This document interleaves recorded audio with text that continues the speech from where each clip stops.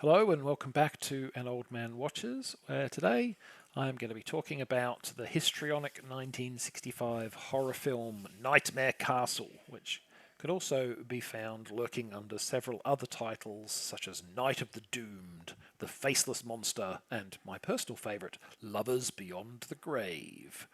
And at the start of the film, we meet Dr. Stephen Arrowsmith.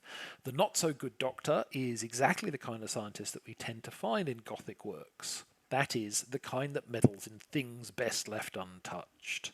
He's also a proud and covetous man who married his wife for her money and is violently outraged when he discovers her frolicking with her lover in the greenhouse. A tip there for would-be adulterers: buildings with transparent walls are a bad choice for secret assignations. Arrowsmith is not the kind of man to let such an affront go unpunished, but he's also not the sort to merely kill his wife and her lover. That would be far too simple. Instead, he sets out to so gruesomely torture them that they will die from pain alone. This done, he drains his wife of her blood and uses it to restore his loyal female servant to youth, which is quite the feat. Oh, and he keeps the lovers' hearts and seals them in a secret compartment in the house, because Gothic fiction, basically. Arrowsmith's crime goes undetected and he looks forward to inheriting his wife's wealth. But then things hit a snag. You see, his wife left her fortune to her sister, not to him. Fortunately, said sister is not in the best of mental health, and she's apparently pretty easy to woo, since in the very next scene, Arrowsmith married her off screen. His plan? To dose the sister with drugs, make her go completely nuts, and then gain control of the estate as a result of her incapacity. Now, things are going to go wrong with this plan pretty fast. Firstly, because the psychiatrist Arrowsmith brings in to declare his wife incompetent is problematically ethical and would rather cure her. And secondly, because this is Gothic horror, so while his wife may be dead, that doesn't mean she's gone.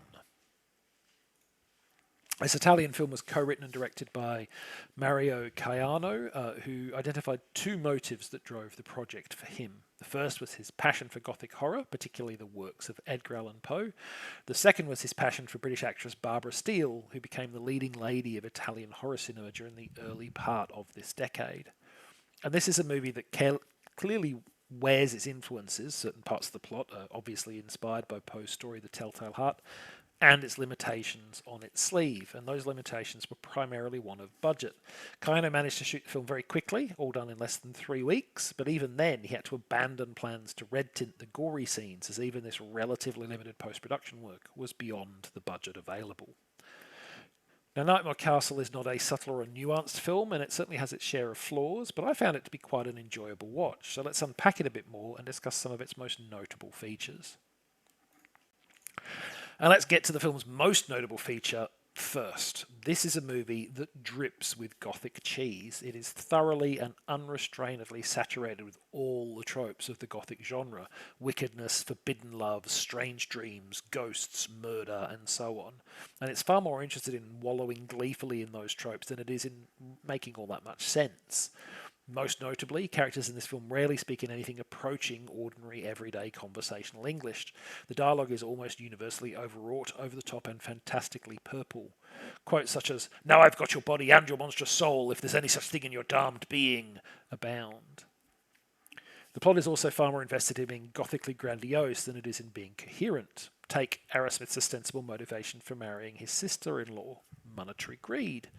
The fact that he can't access his wife's wealth is supposedly what drives Arrowsmith's ever more wicked plans. The fact is, though, that he doesn't need to do any of this. He's sitting on a virtual goldmine, the literal ability to restore people to youth.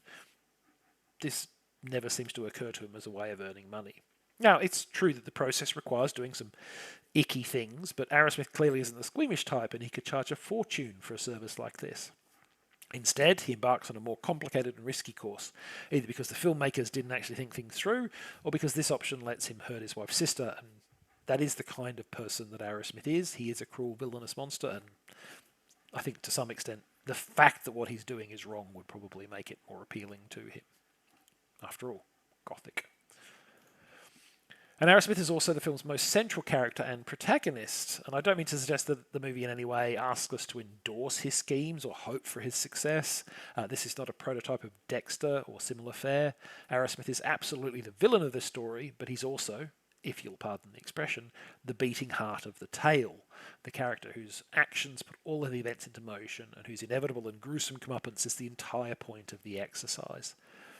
Now, villain protagonists aren't commonly seen in most forms of narratives, but Gothic horror is an exception to that general rule, tampering with things beyond human understanding, being driven by pride or vengeance, indulging in cruelties that ultimately be turned back on themselves. These are all hallmarks of leading characters in major Gothic works. Victor Frankenstein is a monster of his own creation. Henry Jekyll is the agent of his own downfall. The narrator of Poe is the telltale heart from which this movie clearly takes inspiration. He's undone by his own crime.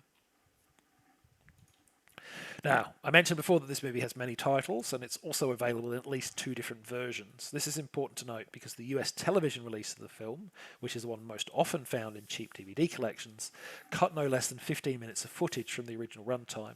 So if you seek out Nightmare Castle under any of its titles, make sure you see the full 105-minute version. Not only does this include all of the content originally intended by the filmmakers, but transfers of this version are generally likely to be of better quality than those of the shorter version. As noted, the shorter version was primarily intended for TV broadcast, and the quality of surviving prints is often very poor. Fortunately, for people who are into this kind of thing, the movie has slipped into the public domain in the United States, and a good quality version of the uncut film is available on the Internet Archive. So if you're in the mood for some scenery-chewing skullduggery and gruesome poetic comeuppance, you can watch Nightmare Castle there. It's not technically all that good, but it is trashy fun. And on that subject, next time, one of the most 80s movies that ever 80'd, which may explain its enduring popularity, despite the fact that it is also not actually terribly technically good. The 1989 action film Roadhouse. But that's next time. Until then, thanks for watching this video. I hope you enjoyed it. And if you've seen today's movie, let me know what you thought of it.